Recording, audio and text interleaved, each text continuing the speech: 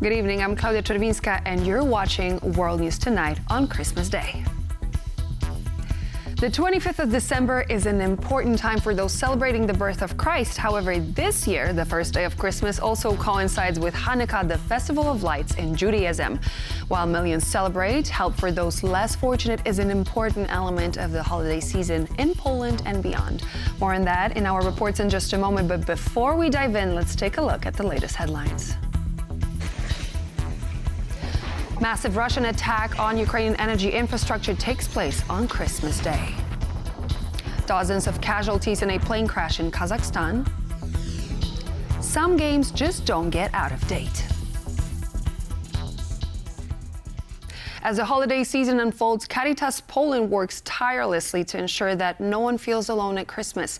Through their Christmas Eve celebration is one of the best-known initiatives, Caritas engages in many more activities spreading the holiday spirit in Poland and beyond. Sonia Gatabiszczan reports.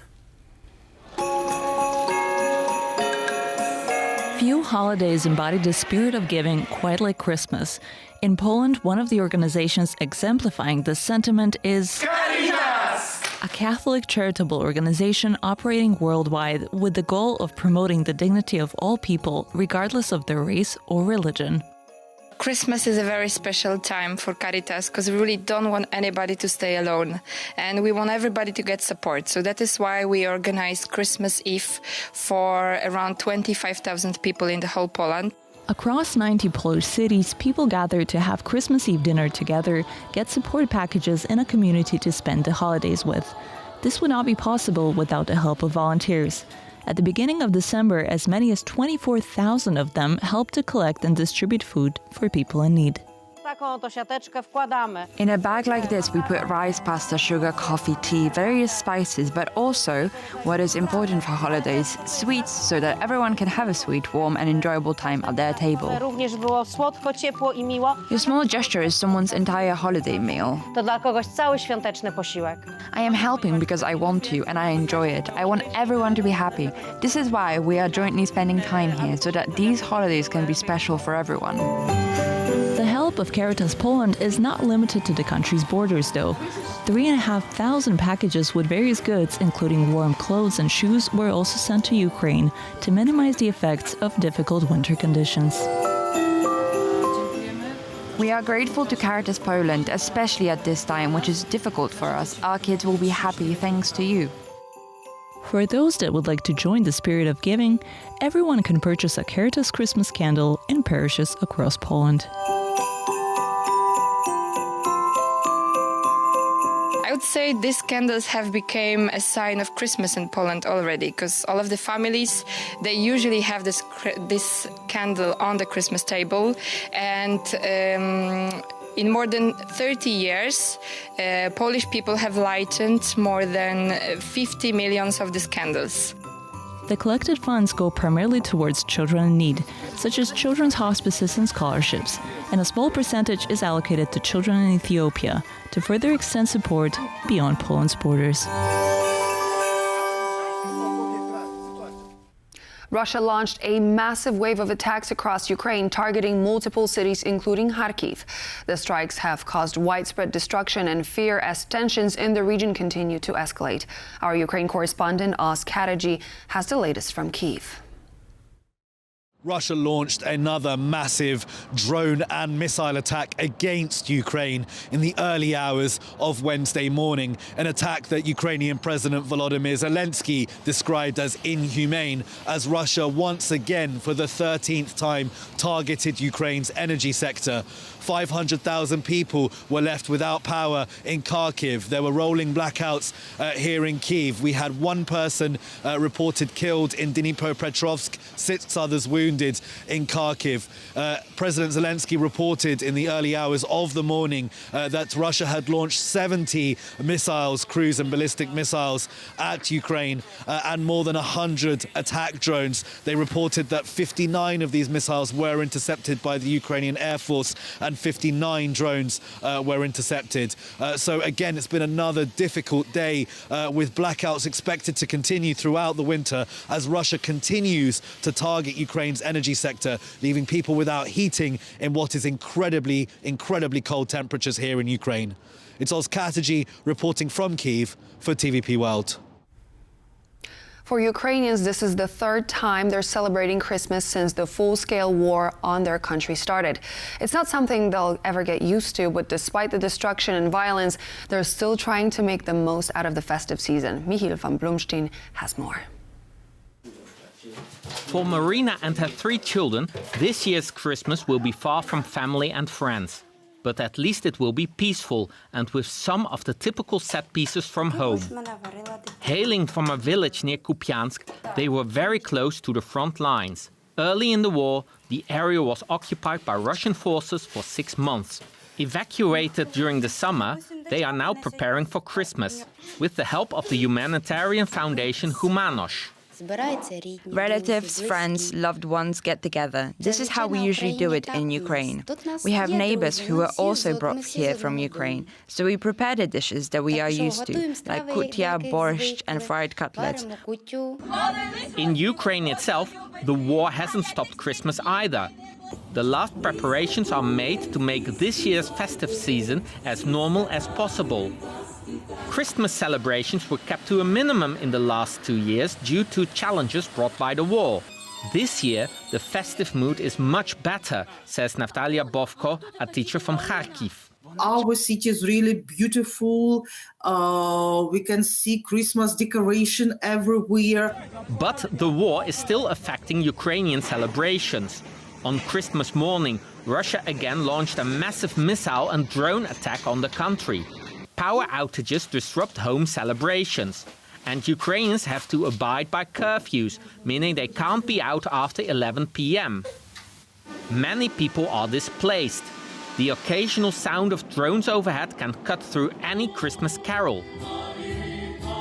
The most impacted, however, are the soldiers on the front line and their relatives.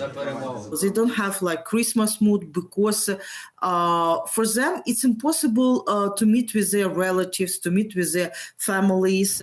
Even animals are not forgotten during the festive season.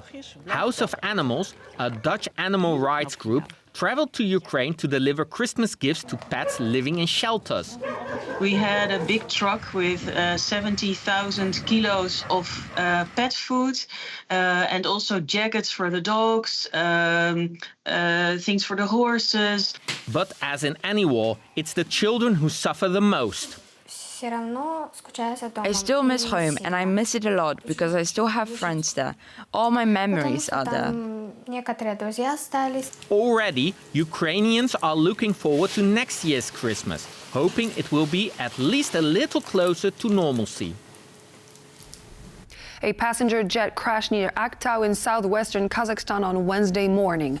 The aircraft carrying passengers and crew prompted a large-scale emergency response, and over 30 people are likely dead. Authorities are now investigating the cause of the crash, which remains unclear. Aisha Baji has more. An Azeri passenger jet crashed Wednesday morning in Kazakhstan, and Kazakh authorities reported 32 survivors, including 2 children. But the number of casualties remain uncertain. The preliminary information was that there were 69 people on board the plane, including 5 crew members. Azerbaijan Airlines flight J2-8243 was going from Baku to Grozny, the capital of Chechnya, and was reportedly rerouted due to fog. The passenger jet later crashed on the opposite shore of the Caspian Sea, near the city of Aktau in southwestern Kazakhstan. Emergency rescue operations are currently ongoing at the present moment.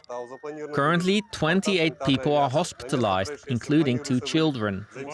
The tragic accident is under investigation both in Kazakhstan and Azerbaijan. In the meantime, Azerbaijan Airlines has suspended flights to Russia's Chechnya until the cause of the crash gains clarity. Foreigners beware when visiting Russia. A growing number of both prominent and less prominent Westerners have been arrested and convicted in the country over the last couple of years, with a Dutch man being the most recent case. During a night out with his Russian wife and daughter in Moscow's city center, a Dutch national allegedly got into a physical altercation with a police officer. The reason for the argument? kicking a road sign. He got off relatively light, a 3-year suspended sentence. Early reports indicated the man could have faced up to a decade in jail. There is little information about the case beyond the sphere of Russian media. The only image of the suspect is distributed by the court, showing him in a cage usually reserved for dangerous suspects. The Dutch embassy in Moscow claims they were familiar with the case, but did not receive any formal request for support. Whether Russian reports are accurate or not, the case fits a pattern of foreign nationals being arrested for relatively minor offences. The majority of them are charged with offences in the ballpark of disorderly conduct, vandalism or theft. The more prominent cases are generally politically motivated. French conflict mediation researcher Laurent Vinatier was handed 3 years in a penal colony in October for allegedly not registering as a foreign agent while working for a Swiss NGO.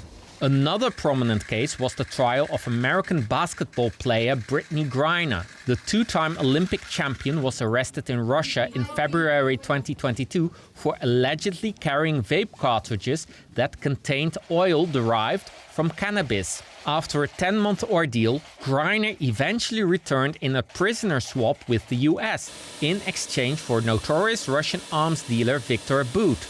Evan Gershkovich was detained and charged with espionage during a reporting trip to the Urals in 2023. A Russian judge convicted him to 16 years in prison before he was also released in a prisoner swap during the summer. I think he was certainly a unique political prisoner, hostage, if I could use that term, because he had the resources of the Wall Street Journal, the Dow Jones. He had literally the ear of the president and the vice president of the United States. You know, they use their bully pulpit to great effect to get him out, but not everyone has that, right? The Dutchman will be spared the fate of a penal colony or of being used as a bargaining chip, but others may face such treatment in the near future.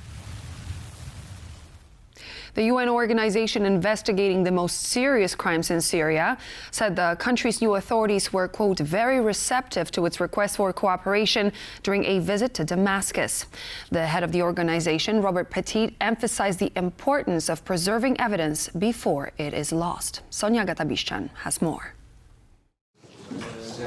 The International Impartial and Independent Mechanism for Syria conducted its first visit to Syria since being established by the UN General Assembly in 2016. Robert Petit, head of the organization, highlighted that collective efforts by Syrian authorities, civil society and international partners are crucial in preserving evidence of the crimes committed and furthering justice for all victims. We did reach out to the authorities to get permission to come here and start discussing a framework by which we can conduct our mandate here. We had a productive meeting, and we've asked formally now, according to their instructions, how to be able to come back and start the work. The mechanism was created to assist in evidence gathering and prosecution of individuals responsible for possible war crimes, crimes against humanity, and genocide since Syria's civil war began in 2011. Amnesty International Secretary General asserted that Syrians were subjected to numerous human rights violations under the rule of Bashar al-Assad.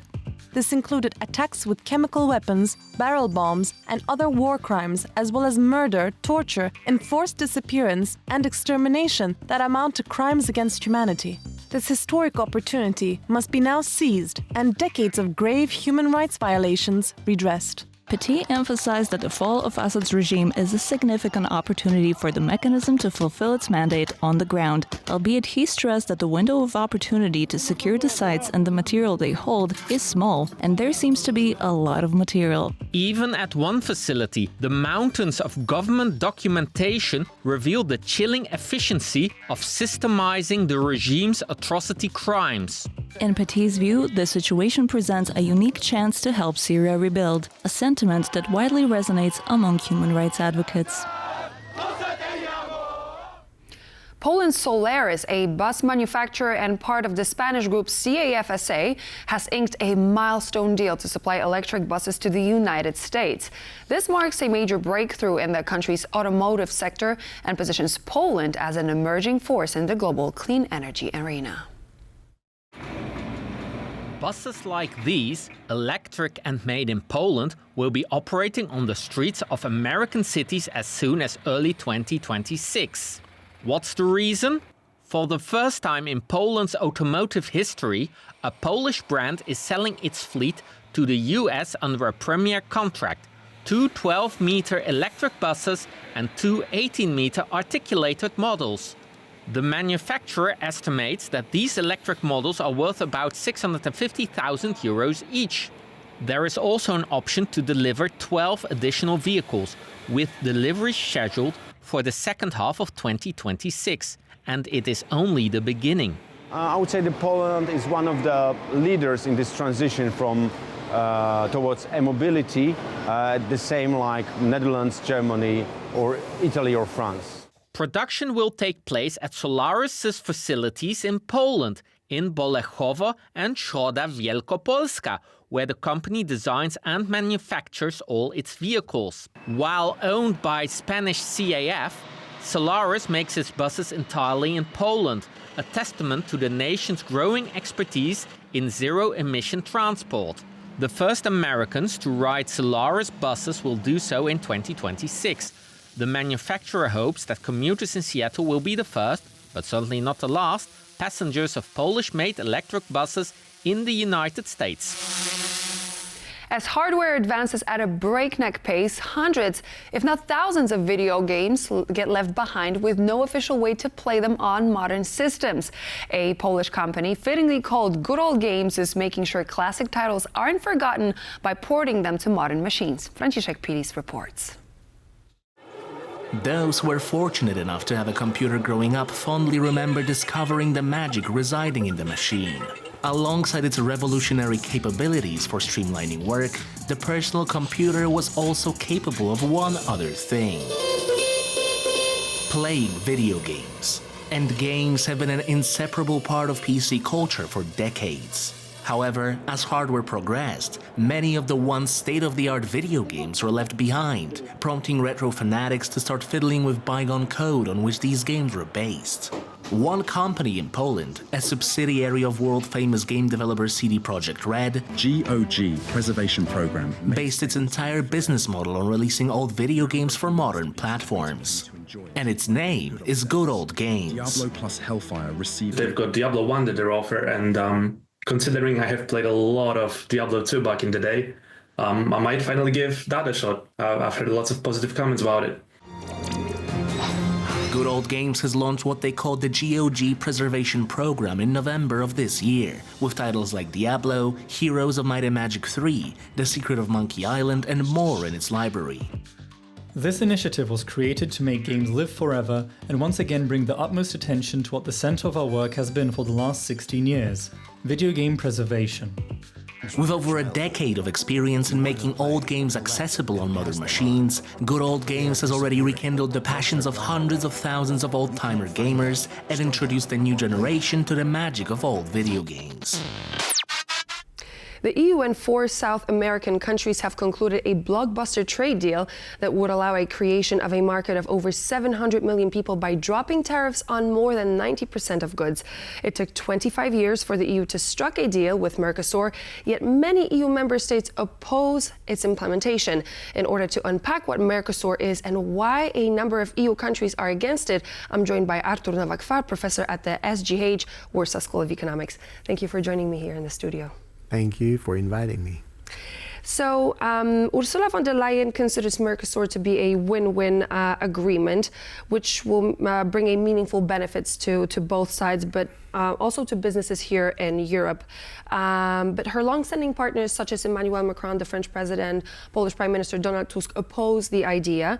What are the major concerns when it comes to the Mercosur agreement? Well, agriculture is a major concern because it is considered to be very vulnerable to such agreements like the free trade agreement with any other area in the world. So that is the major concern for the politicians of those countries where the agricultural sector plays an exposed role in the national economy. And why agriculture? What happens in Mercosur, in that agreement that took 25 years, that is giving a reason for the governments and for the farmers to be afraid?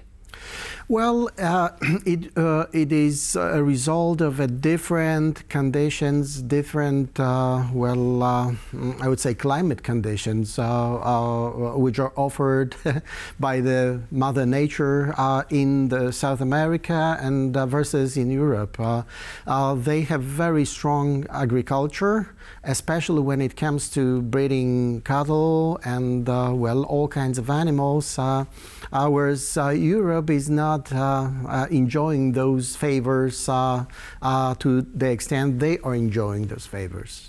So, and what about different standards? Are there also different standards when it comes to agriculture?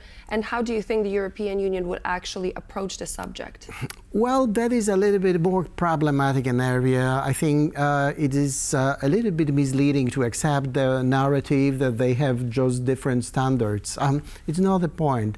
They have the different standard when it comes to the quality of goods, all goods, foodstuff and non-foodstuff, but that is to be applied, applicable in their domestic markets. Mm-hmm. Whereas if they want to access the European Union market, they will have, at the end of the day, meet the European Union standards when it comes to hygiene, when it comes to, technical safety obligations and so on.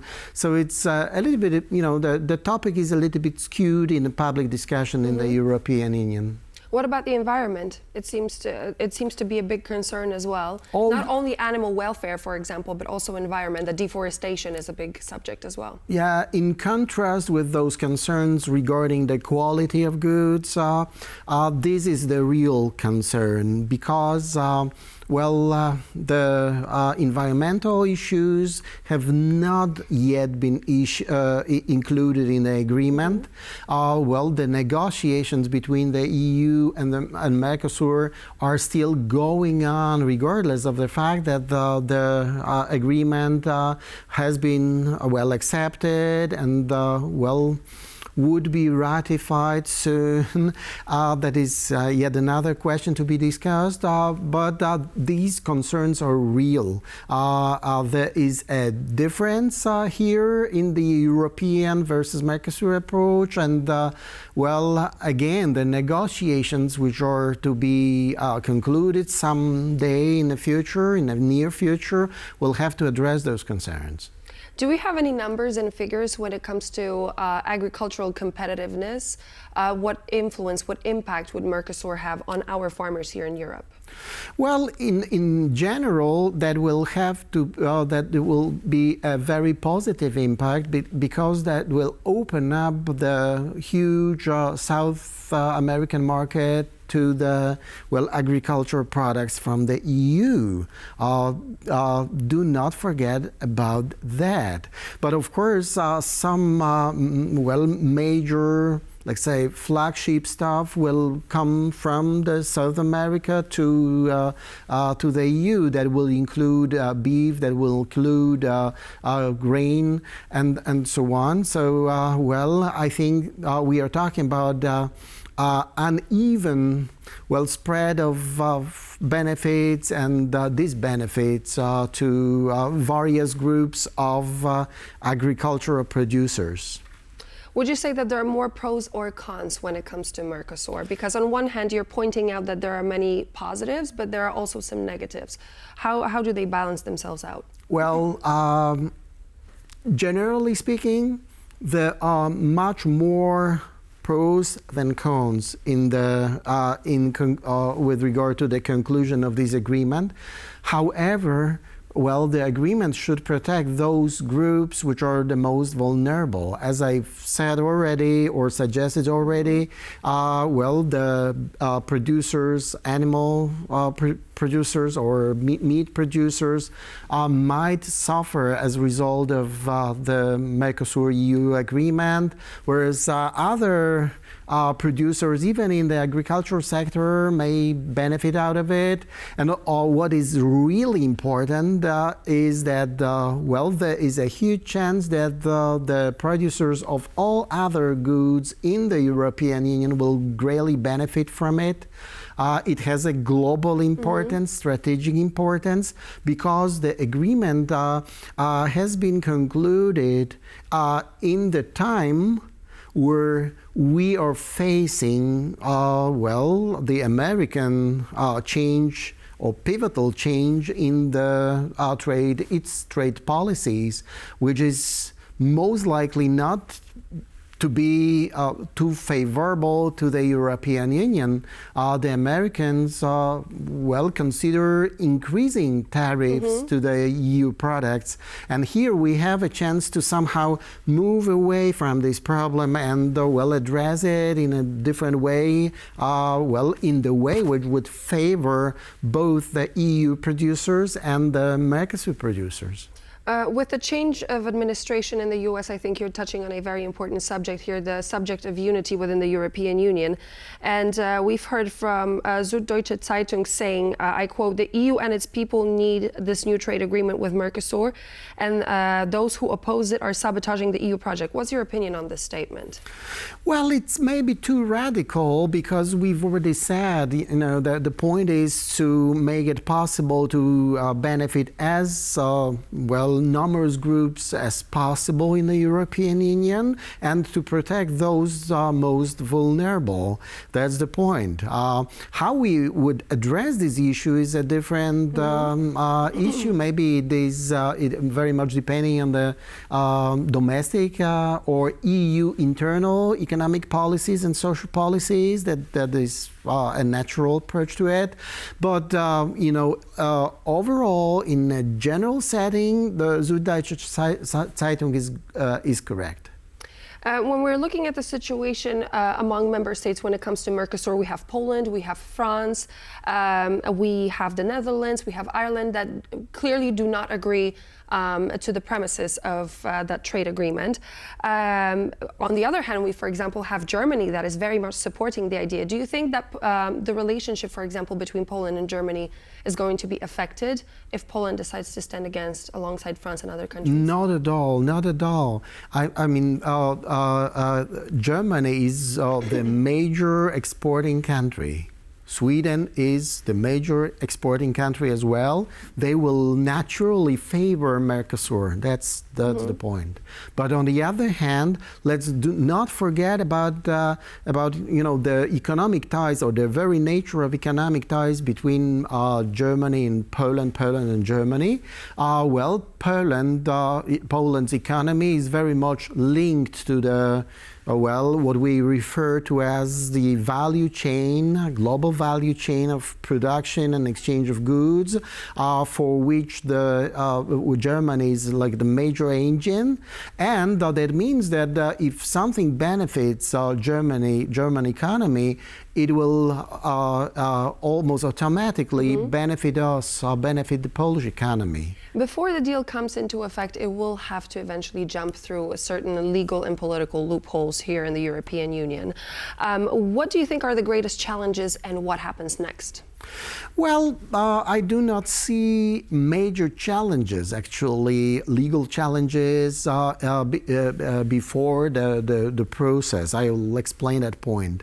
The Mercosur agreement is divided into two parts. One part is solely about the trade policy, and for a good reason. The trade policy is the sole power, sole competence of the European Union, which means that the European Commission has like the decisive voice here, and the decision here will be about the acceptance of this agreement will be taken by the qualified majority of votes of all the member states.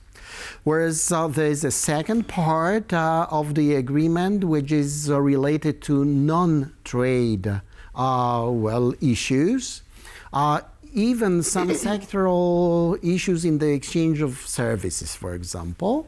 And that is the area where the competence between the EU and the member states, it's shared.